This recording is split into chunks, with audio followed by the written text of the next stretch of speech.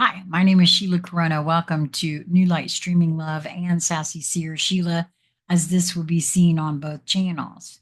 This is another post by AstroButterfly.com, and you will find a link to it in the description box below. I'm not always nudged to record and share her work. However, I'd like to point out that I found her work. I am not an astrologer. I'm an enthusiast and I love to learn about astrology, not just my own, but how it works. And she writes in a way that feels very easily understandable to me. And this particular uh, article here, I'm nudged to record and share it because I feel like it's going to be a really good one to explain eclipses. So, without further ado, let me just say you can, by going to that link in the Show More section, see this article for yourself. But also, you can sign up for her newsletter. And every time she puts out a blog like this one, you'll receive it in your email box free of charge. There's no charge for that at all. And but she does have other things there that she offers: webinars, classes. I believe she has a community that you can take part in. And I highly recommend, as I said, all of what she has to offer there. So, eclipses beyond the basics, eclipse types, cycles, and more. In modern astrology, eclipses are usually painted with a broad karmic brush, sometimes along the lines of being inevitable and mysterious, but also a bit generic and one size fits all. If you have some astrology experience or simply have been paying attention to these powerful celestial events, you know for a fact that eclipses are significant. Yet, the usual approach of focusing only on the signs or the aspects an eclipse makes with other planets often leaves us with half answers. Eclipses are much more than just important new or full moons. To truly understand their meaning, we need to use techniques that are specific to eclipses, not to other types of transits. Eclipse key interpretive dimensions. Number one, eclipses happen at lunar nodes. The nodal proximity is what gives eclipses their unique flavor. But the nodes are not planets, and they don't function in the same way planets do. Nodes are mathematical points, not actual celestial bodies. And unlike planets, the nodes always move retrograde. This unique nature suggests we cannot interpret eclipses in the same way we'd treat a regular planetary transit. Number two, North Node versus South Node eclipses. An eclipse is conjunct one of the two lunar nodes. This means we have South Node eclipses and North Node eclipses. These two types are fundamentally different and play out in very different ways. Without including this dimension, we might be tempted to interpret every solar eclipse as a new beginning, since a solar eclipse is a new moon, right? But the nuance changes completely if this solar eclipse is a South Node eclipse. Number three, eclipse visibility matters. We have total eclipses and partial eclipses, and their totality or partiality reveals important details about how the eclipse will play out. Solar eclipses can be total or annular, and annularity brings its own unique interpretive twist. Lunar eclipses can be partial or penumbral. And again, this marks a subtle but important difference in how the energy is experienced. Number 4, on a personal level, not all eclipses are made equal.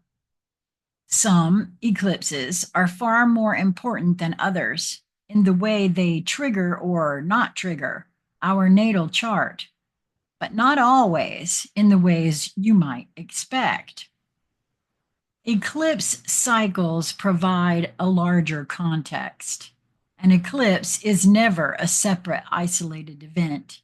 Instead, it belongs to two very important cycles, the Metonic and the Saros. The Metonic cycle repeats an eclipse at nearly the same degree every 19 years, bringing recurring themes into focus.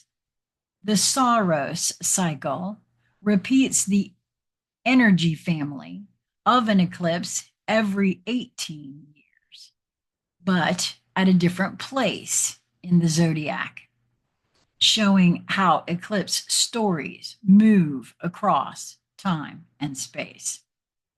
All these details are unique to eclipses and not applicable to generic planetary transits. When you start to include them in your analysis, the true nature of an eclipse, along with its interpretive richness and psychological meaning, begins to reveal itself. Let's take these points one by one. Number 1, the unique nature of eclipses.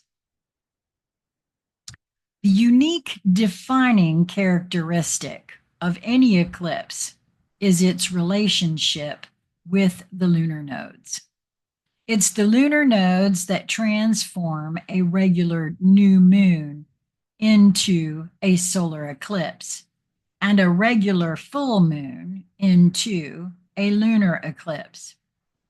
But nodes are not planets, and they don't work in the same way planets do. Firstly, the lunar nodes move in the opposite direction to the way the planets travel through the zodiac. This suggests that their role is not to reinforce the regular planetary cycles, but rather to act as a recalibration mechanism, bringing different dimensions of time and space into our awareness. Secondly, the lunar nodes are not actual celestial bodies. They are mathematical points or shadows, calculated from the intersection of the paths of the sun and the moon relative to the earth. At the time of an eclipse, the sun, moon, and earth align. But because the lunar nodes, the shadow point, sits in between, the natural order of the lunar cycle is reversed. In a solar eclipse, the moon passes directly between the sun and earth, blocking the sun's light from our view. For a brief moment, what is usually invisible, the new moon, becomes visible, and the usual order where the sun outshines the moon is reversed. In a lunar eclipse, the earth itself stands between the sun and the moon, turning the moon dark and coloring it with the shadow of the world. So at a lunar eclipse, the earth, quote, takes over the moon. Therefore, eclipses are windows in time when the rules are suspended and another order emerges. Symbolically, this is the very essence of the archetypal eclipse, a pause, a recalibration, and sometimes a reversal of roles. What is usually seen becomes hidden. What is hidden becomes visible. People from the past seem to understand the subtle power of these events, even without modern astronomical knowledge, and this deeper meaning was captured in myths. The Indian story of, quote, the churning of the ocean is one of these central myths. The gods obtained the elixir of immortality found at the bottom of the ocean and gathered for a banquet to drink it. An uninvited demon, Svarbhanu, I hope I pronounced that right, disguised himself as a god and drank the elixir. He was then recognized by Vishnu, who decapitated him with a disc, creating Rahu and Ketu, the head and tail of the dragon, or what we call in Western astrology the North Node and South Node. Since then, Rahu, the North Node, and Ketu, the South Node, are said to chase the sun and moon, causing eclipses as they try to, quote, swallow them. The deeper meaning is that whenever something is, quote, not invited into consciousness, it becomes a shadow.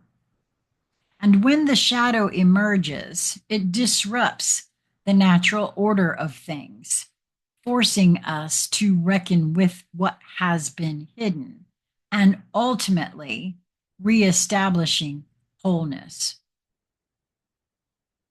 I'm just going to pause there for a moment and let y'all feel into that because I am. Because the truth of that is being played out on the world stage even now, right? What isn't invited to the party eventually shows up anyway.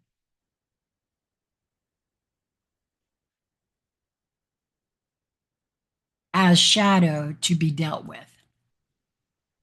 Wow.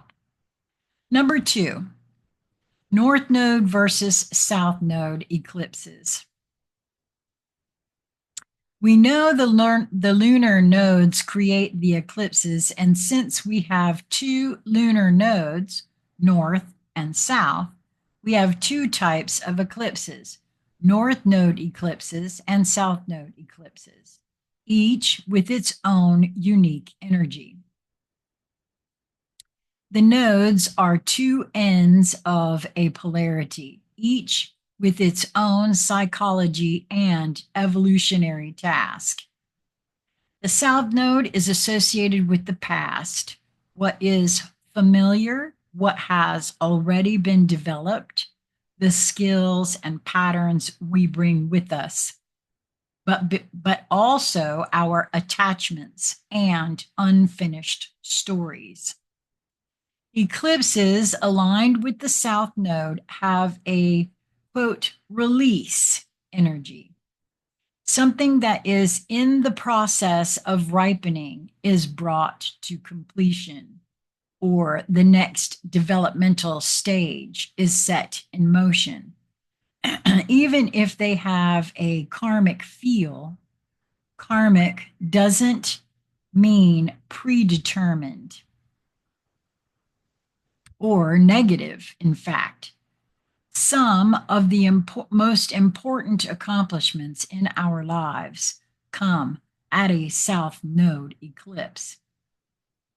A South Node eclipse carries that,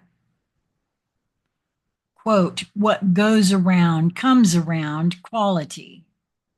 So if you've been working on a master's thesis or Writing a book, for example, a South Node eclipse can bring the payoff, a diploma, a book deal, great reviews, or some form of well-earned recognition. Some South Node eclipses can also bring unwelcomed outcomes, like an illness or the end of a relationship, but often these can be traced back to decisions or actions taken earlier in life, or even in past lifetimes. It's usually the brave souls who embark on the, quote, clearing negative karma missions. And while these journeys can be difficult, it's worth remembering that eclipses of any type are never inherently, quote, positive or negative. They simply describe the dance of beginnings and endings, causes and effects.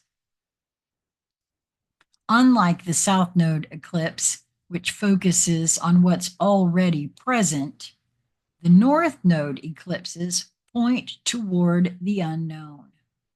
They act as cosmic invitations to stretch beyond our comfort zones and move into territory we've never visited. North Node eclipses tend to coincide with invitations, opportunities, or a sense that a new chapter is asking to be written, sometimes accompanied by a tinge of anxiety or longing. Here, the invitation is to step up. At the same time, we want to be mindful about how we move forward, because the outcome may unfold later at one of the next South Node eclipses. North and South Node eclipses always succeed each other. For example, the Pisces lunar eclipse we had on September the 7th, 2025, was a North Node eclipse. The upcoming eclipse on September 21st, 2025, is a South Node eclipse.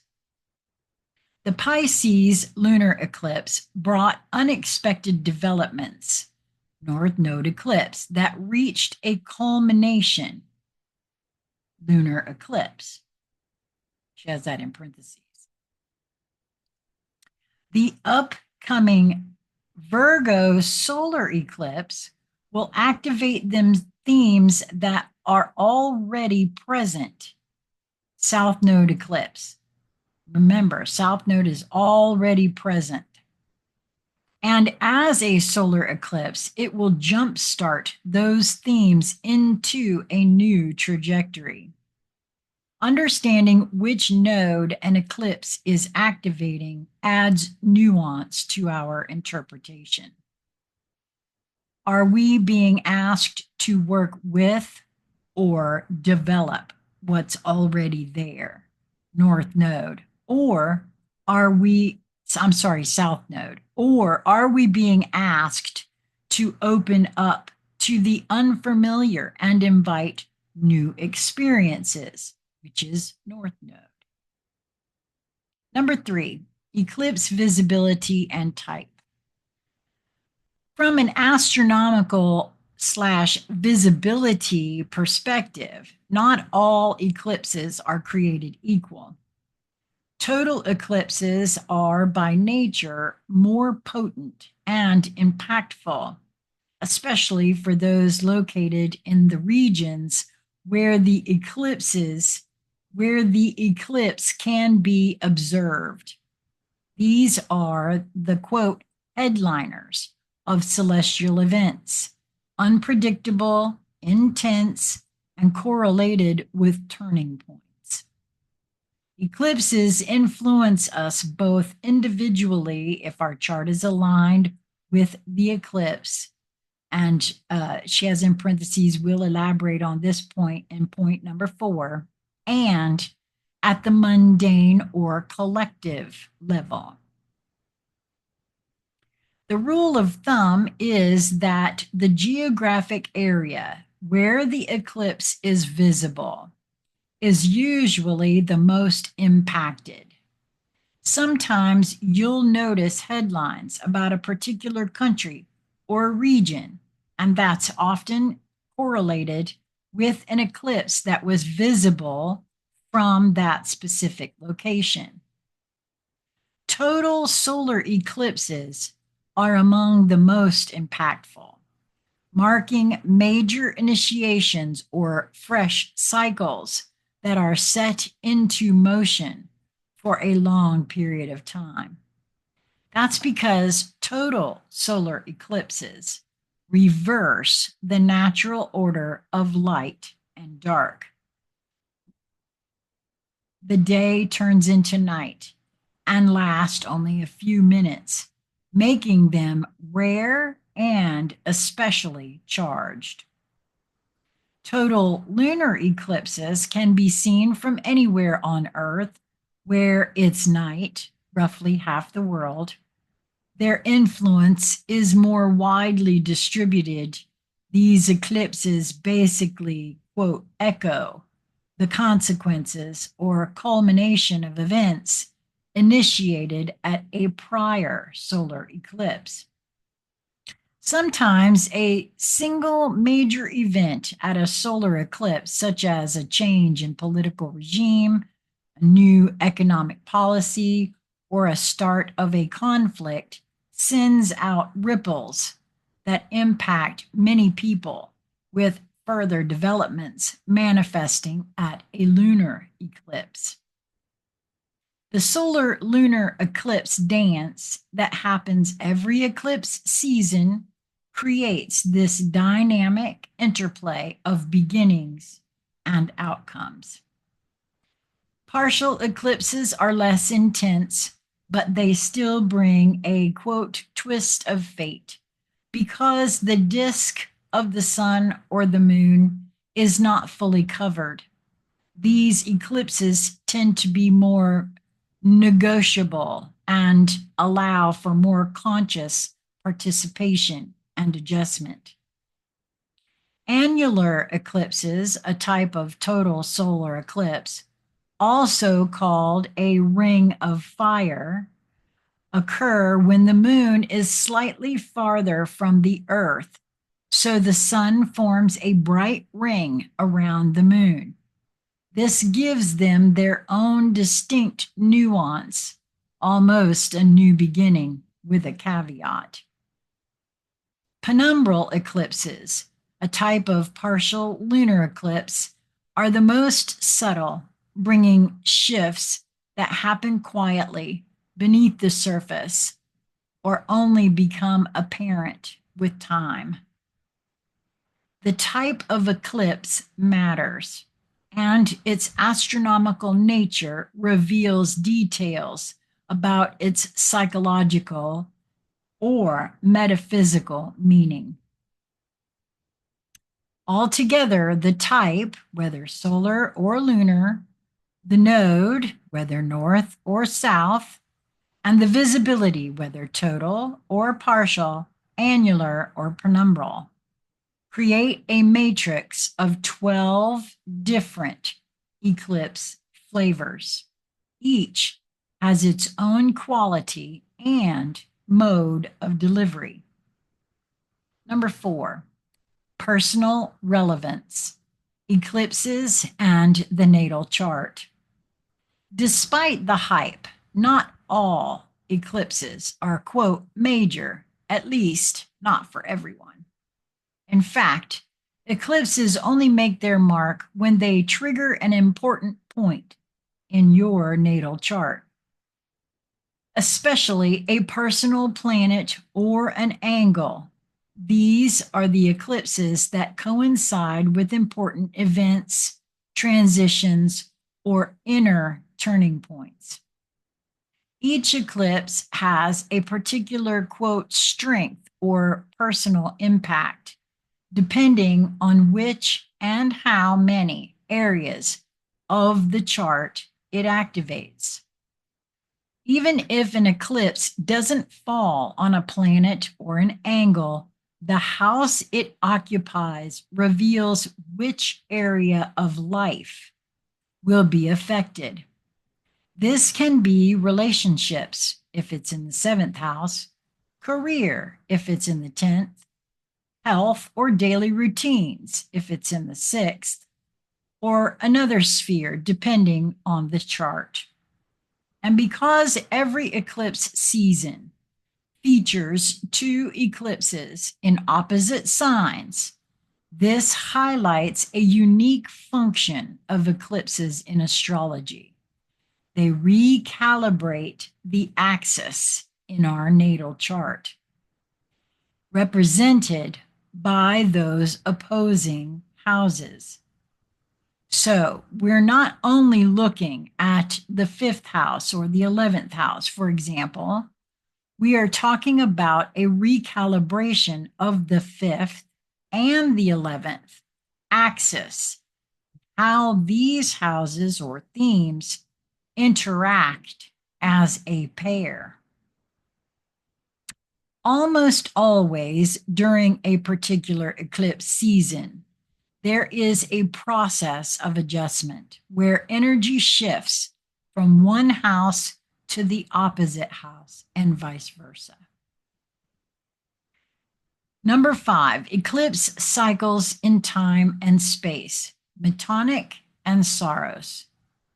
Perhaps the most overlooked dimension of eclipses is their belonging to vast repeating cycles. The Metonic cycle returns an eclipse to the same degree of the zodiac every 19 years, inviting us to revisit the same themes, sometimes with a sense of deja vu or echoes from the past. The Saros cycle repeats the energy of an eclipse every 18 years, but at a new zodiacal location, 10 degrees farther down the zodiac, showing how similar stories unfold in different areas of your life or across generations. If life feels like a little bit of history repeating, sometimes with amazing synchronicity, the Metonic and Saros eclipse cycles can explain why. For example, the solar eclipse on September 21st, 2025, belongs to the same Metonic cycle as the eclipse 19 years ago on September 22nd, 2006, and the eclipse on September 23rd, 1987. This eclipse will activate the exact same area of your chart as the eclipses 19 or 38 years ago. And the same solar eclipse on September 21st, 2025 belongs to the Saros 154 cycle, being the 7th eclipse in a series of 71 eclipses. All eclipses in this family carry the energy of the original eclipse in 1917, when this Saros eclipse family was born. The Mother Saros eclipse on July 19th, 1917, also featured a Saturn-Neptune conjunction in Leo. Back then, the eclipse was conjunct Saturn and Neptune. This time around, in 2025, we have an eclipse at 29 degrees Virgo that is opposing the Saturn-Neptune conjunction. With the opposition and the anaretic degree, 29 degrees, we are now challenged to discern, integrate, choose what's real, what's worth saving, and what new vision we want to serve as Saturn and Neptune cross into Aries. Understanding which cycle an eclipse belongs to helps us connect the dots with the previous eclipses from the same cycle and see the bigger picture. When we analyze eclipses, not just as standalones, but as members of these great families and cycles, we get new layers of meaning we wouldn't get otherwise. All these dimensions, number 1 through 5, add an incredible level of detail and nuance to understanding the meaning and timing of an eclipse. And she has here, if you want to keep up with future transits, make sure you subscribe to AstroButterfly's weekly newsletter. And there's a link there at the bottom of that article. And as I said, I will absolutely have that link in the show more section of this video. And I highly recommend that you do that because I am not always nudged to record and share her work. But wow, I can see why I was nudged to do so here today. As I've shared before, I get the nudge and I just turn it on and record. I don't read it for myself first because that feels like double work to me. So I hope you've learned something here. I hope you've enjoyed that and find use in that. Boy, I sure can. I want to go back and take a look at a little bit more, dig into that Saros cycle from 1917.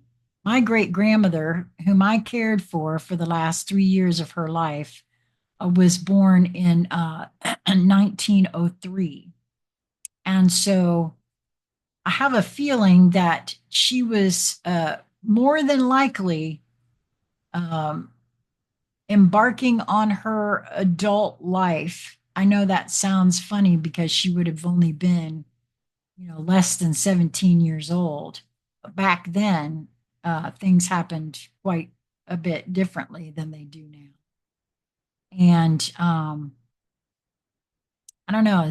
That was her admitted age, by the way. I think she was 10 years older. She lied to the military and told them she was younger than she actually was. So that was her admitted age. I hope you found this helpful. And until we meet again, I hope that you will move towards that which brings you joy, that which draws your attention, because there's something there for you. Until we meet again, my friends, be well and be gentle on yourselves. Mwah.